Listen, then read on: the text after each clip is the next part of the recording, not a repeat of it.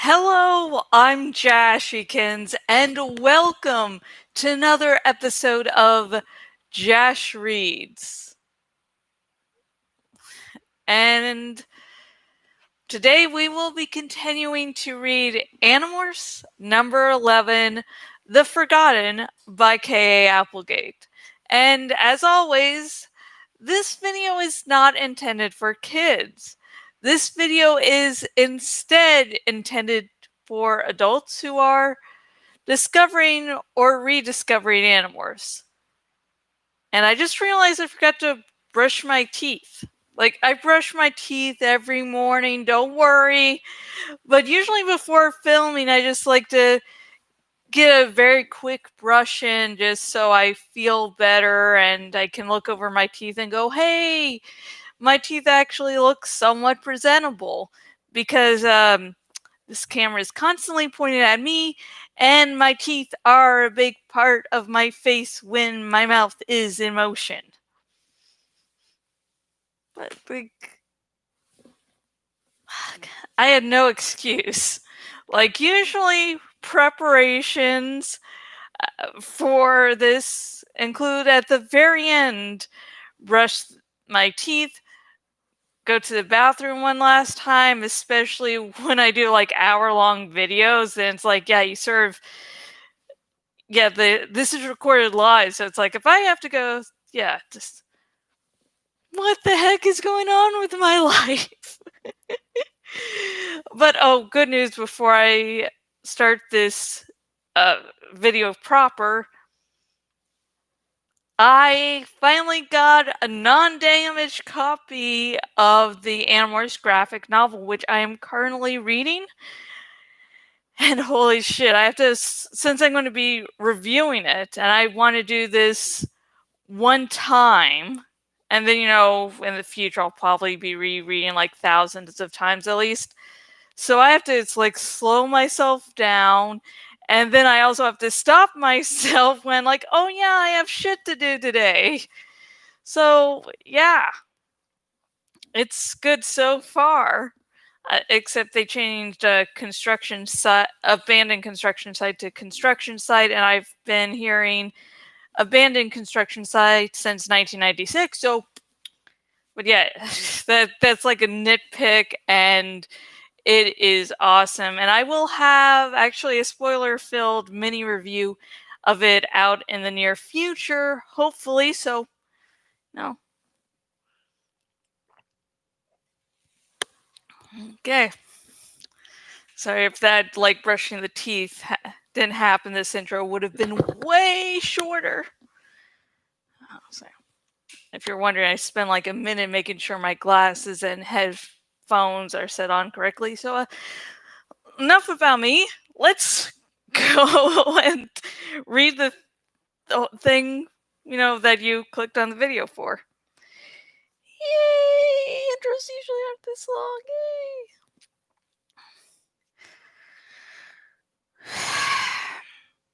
3:08 p.m. What do you think? Marco asked me. Personally, I figure Tobias found some really good roadkill, and he wants us to share. Yeah, that's probably it, I said tolerantly. Marco's approach to everything is to joke about it, especially when he's worried. After school, we all went our separate ways. Cassie to her home, Rachel to hers. We all knew Tobias had some serious reason to talk to us. We were all afraid it was trouble of some kind. But I had something extra to worry about. The hallucination or vision or whatever it was I'd had was too real to just forget. Everyone daydreams. This was no daydream. I was in the jungle. Period. It was for just a few seconds, but it was definitely real. But, like I said, priority number one was figuring out what was bugging Tobias. So Marco and I walked home together because that's what we usually did. And it is very important for us to act normal. We don't want to draw attention. So we try and be like we always were. Like we were before the night that changed our lives forever. We've been walking home from the mall at night. We took a shortcut through an abandoned construction site. A really stupid, irresponsible thing to do.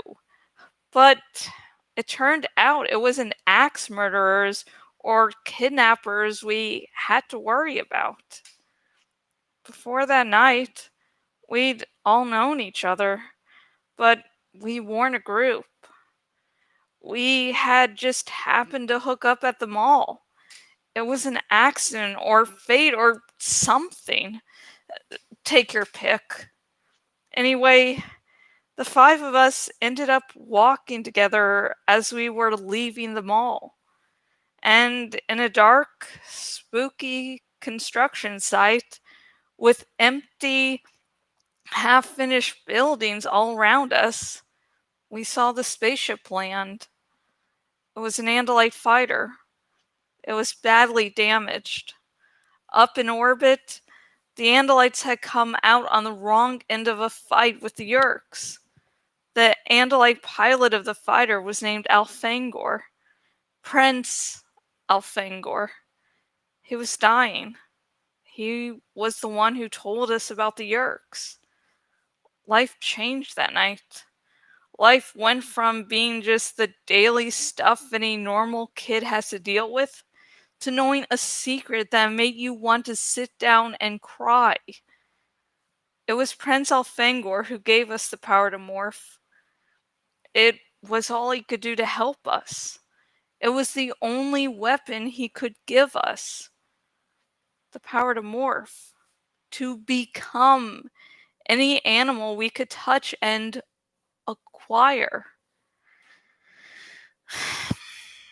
A great and awful power. A power that has given me some serious nightmares. I've seen things since that night at the construction site. Things I wish I'd never seen. And and I've done things I wish I couldn't remember. Hey, Marco said, interrupting my thoughts. Speaking of Bird Boy, up there, is that anyone we know? I followed the direction he was looking. It was a dark afternoon, and the sky just kept getting darker. It was filling up with rain clouds the color of steel wool.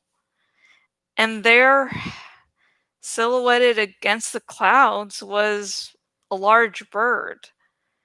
Even from a distance, you could tell it was a bird of prey.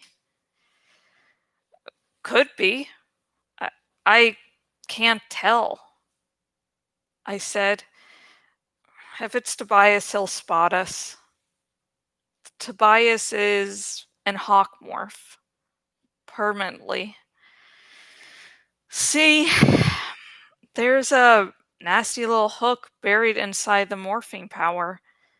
Stay in morph for more than 2 hours, and you stay in morph forever. Tobias has the soul and mind of a human, but his body is the body of a red-tailed hawk. He's coming closer, Marco said. Yeah, I had mixed feelings. Tobias is one of us, a friend, more than a friend. He's risked his life for me many times, but I sensed he was bringing bad news. and I really didn't want to hear bad news. I heard his thoughts speak voice in my head. Jake, Marco, see? Figured it was him. Marco said. We couldn't answer Tobias. He was still too high up to hear us speak, even with his excellent hawk hearing. And you can only make thoughts speak when you're in morph, or if you happen to be an Andalite. You guys need to haul it a little faster, Tobias said. He sounded tense, impatient, excited. Not that he really sounded at all, but his thoughts speak in my head carried tension. Morph as soon as you get a chance, okay? I looked at Marco. He sighed. My dad should still be at work. We can use my house, he said. We're almost there. We headed straight for Marco's house. We live in the same subdivision, just a couple blocks away from each other. Most of the kids in our school live there, including Rachel. Cassie lives out on her farm a little ways down the road. I'll round up the others, Tobias said. We'll meet up with Axe later. I'll catch up with you once you get airborne. This has big trouble written all over it, I muttered. In huge red neon letters. Marco agreed. We reached Marco's house and went in. Marco checked to make sure we were alone. Dad, you home? Anyone home? Hey, Dad, I'm going to change all the settings on your stereo. Marco winked at me. If he's home, that'll make him come running. There was no reply, just a quiet house. We ran up the carpeted stairs to Marco's room. We ran past framed pictures of Marco and his dad and his mother, who everyone thought was dead.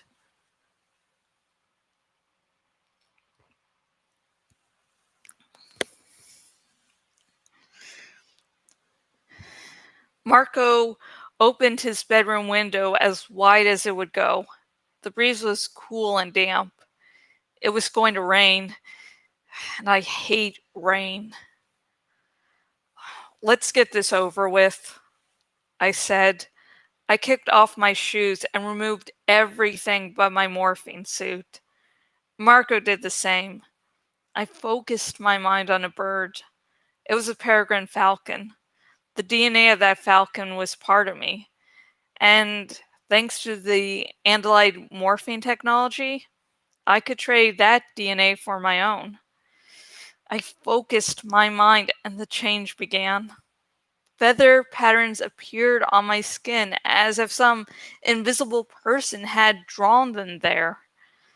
The not terribly clean floor of Marco's room came rushing up at me as I shrank, dwindling down like a fast-burning candle. It was like falling and falling without ever quite hitting the ground. Or, in this case, hitting a dirty white sock.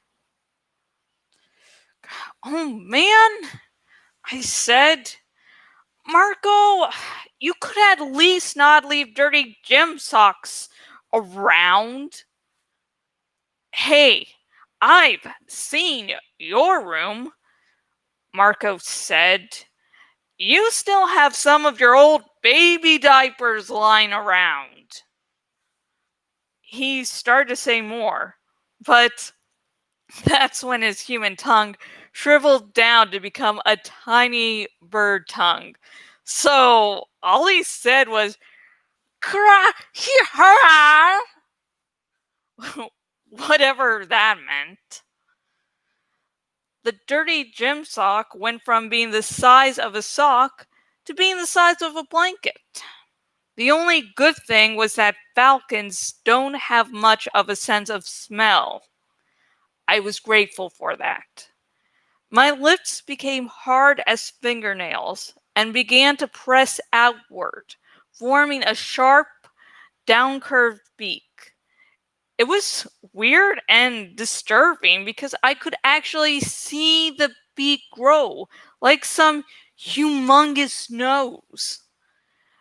My feet were gone, replaced by talons that could open up a prey animal like a can opener on a can of cat food.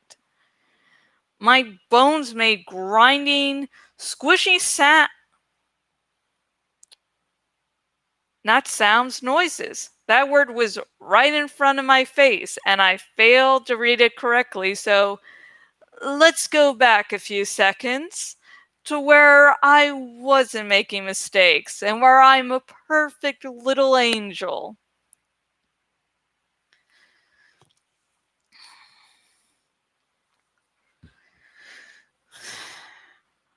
My bones made grinding, squishy noises as my skull shrank.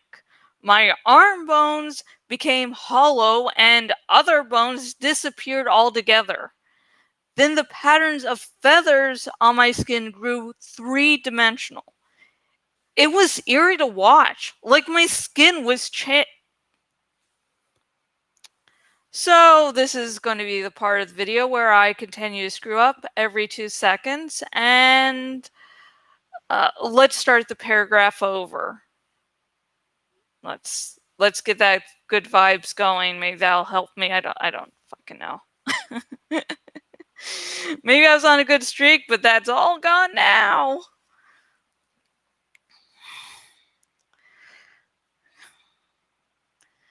Then the patterns of feathers on my skin grew three-dimensional. It was eerie to watch, like my skin was chapping really badly, like skin was peeling up at an incredible rate, and each peel of skin formed a feather. Gray feathers, mostly. I glared at Marco with my incredible Force 10 Falcon vision. He glared back with the eyes of an osprey.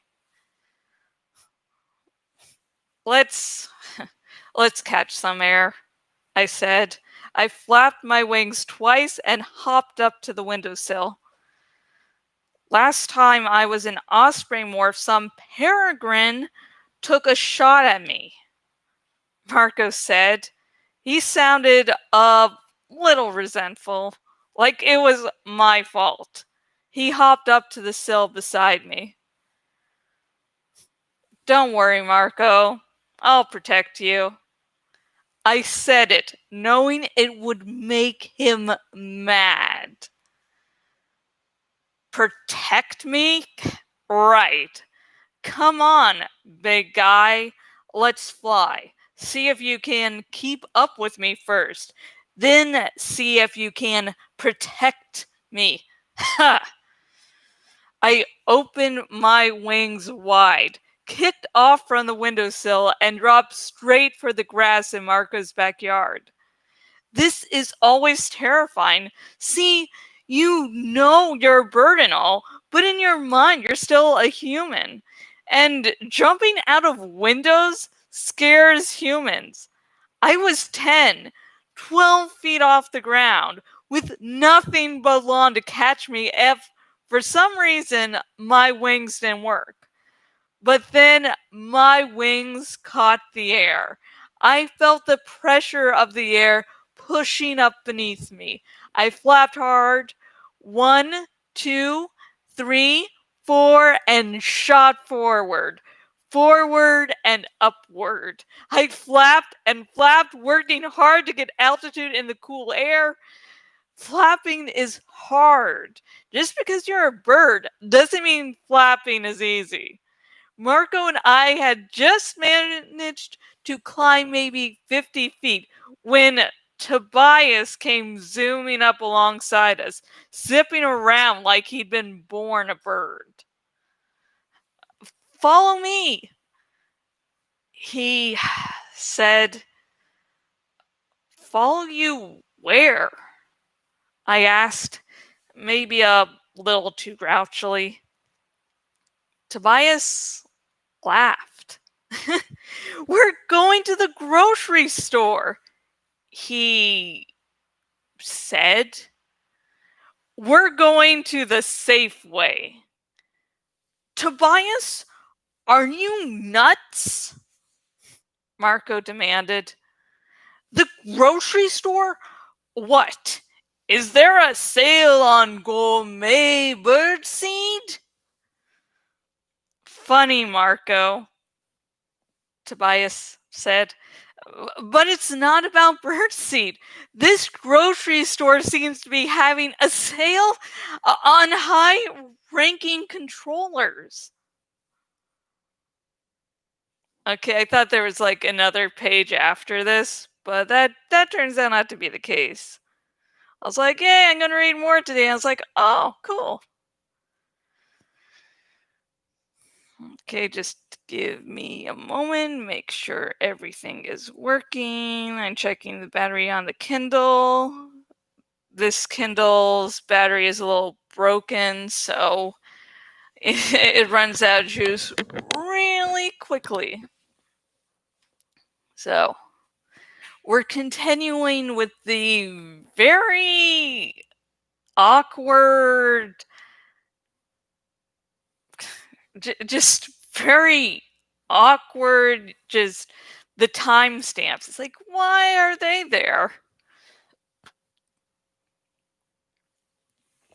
Well, of course I know, but I have a no major spoilers policy, so I can't really tell you.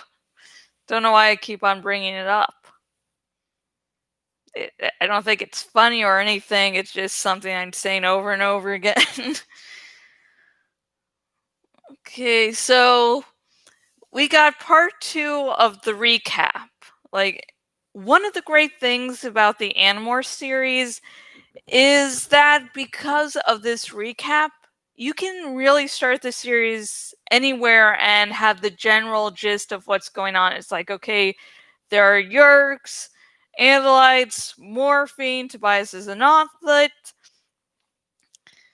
So that's very good for, if you're just getting into the series and you're like, you don't really need to worry about when in the series you start.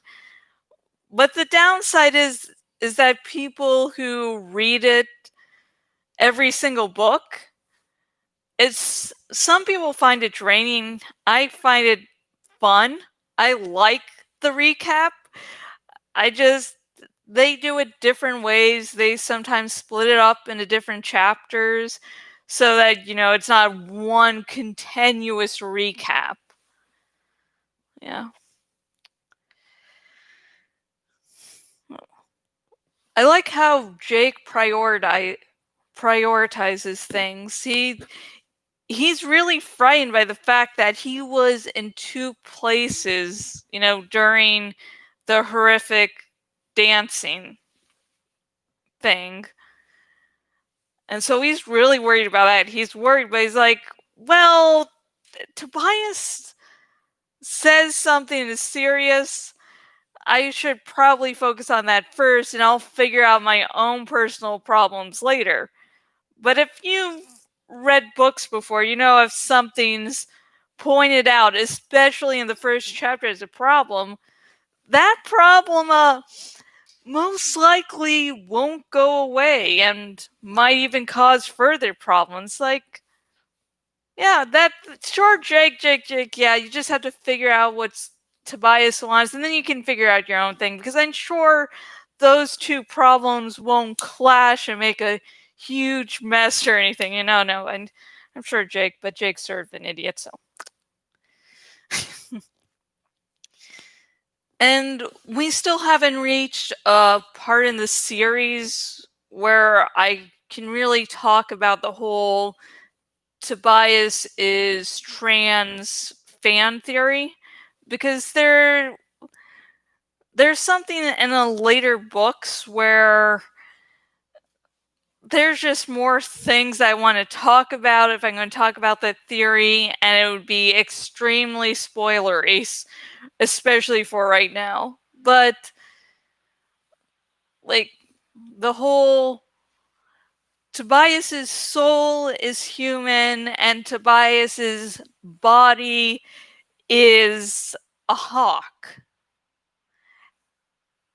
And then, later on in the chapter, as if Tobias were born a bird. And that's a very basic grasp on, the trans community, the non-binary community. It's that whole, yes, our bodies are one thing, but our soul is something else. And it's really sort of funny that me and, other non-cis people, currently I identify as gender fluid, but I'm thinking agender, but I'm not here to talk about my whole, internal debate. But anyways, non-cis people like myself, that's sort of what it is. Body's one thing, soul's another. And if you're a kid, oh shit, I was talking about something else. I was going off on one thing and I tracked. This is why I need scripts, because I go off on tangents, I forget what I'm saying, and back. But anyways, I find it, okay, to the point I was originally speaking about before I got confused. I find it amusing that me and other non-cis people really found Tobias to be our favorite. Because even though I wasn't aware of the term gender fluid until I was 25, and I didn't really grasp that I wasn't non-cis, where I grew up, how I grew up, those questions weren't really generally asked, so it did take me some time. And so I had no inkling of seeing Tobias as a stand-in for how I felt about myself. So I just find it really amusing that I was like, this is my favorite, and I didn't realize, oh, hey, I might like this character because I can see how being, non-binary relates to Tobias. So yeah, I'm sorry that weird tangent, but let's see. The question for today, I can speak English, sort of, sometimes. But anyways, the question for today's video is, if you don't identify as cis, was your favorite character Tobias? Please comment down below. I'd love to know. And also comment below on anything else you noticed about this chapter. The good, the bad, the ugly. Let's start a nerdy conversation down there. And remember, no major spoilers. I am hoping against hope that people start to get into Animorphs because they see my videos and they're like, oh shit, I'll check this out now. This sounds actually interesting. Sorry, it just sort of, from my angle, the feed just sort of froze for a second there. Sorry. Because some people may watch these videos and go, oh, hey, this is actually way more than just, has way more depth than just, those silly covers would imply. So, and if you would like to buy your own copy of Animorphs number 11, as I am part of the Amazon Associates program, I have a link to where you can buy a copy of Animorphs number 11 everywhere I post this video, and doing so will support the content, will support the actual creators of the Animorphs series, will show Scholastic that, hey, people are still interested in this series. We need so much more new content. And I'll also make a little bit of money off of it too. So you'll also be supporting me, who you think is the best YouTuber ever. Possibly, probably not, but hey, I can hope. I can hope. My ego is large, so it's no, don't worry. And remember to like this video if you also don't like rain. As a Floridian, lifelong Floridian, I like rain except when I have to do things. Then when I have to do things and I just can't laze about the house, I don't like rain. No. And remember to subscribe to this YouTube channel. I will be reading the entire Animorphs series, so you don't want to miss a thing. This series is just amazing. It should have been getting way more attention. I mean, Harry Potter was popular and all, but I mean, I don't know. It just felt like Animorphs was a more serious look. And I'm not going to talk about J.K. Rowling because that's going to be another tangent that would not fit for this video and would make me start drinking alcohol, which would not be good because I have really bad acid reflux. So I guess that really summarizes my opinion of her. And I hope you are having an excellent Monday, a good start to your week. The Haunting of Bly Manor was released recently on Netflix. I'm up to episode 5 now. I've watched maybe an episode or two a day. So it might take me until Friday or Saturday to actually finish it. It is good. So far it's good. So I hope you're having an excellent Monday and that you have a great week. And until next video, goodbye.